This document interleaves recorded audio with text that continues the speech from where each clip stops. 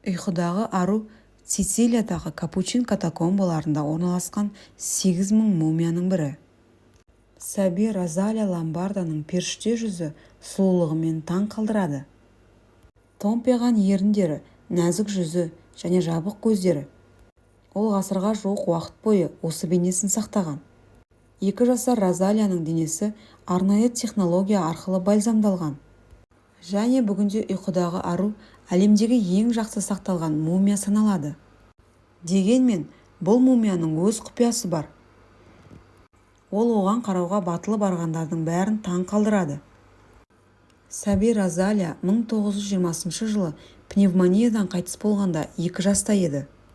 Қайғы азабына қалай төтеп беруді білмей, өзін жұбата алмаған әке періштедей баланың денесін сақтау туралы өтінішпен атақты бальзамдаушы және таксидермист Альфред Салафияға жүгінді.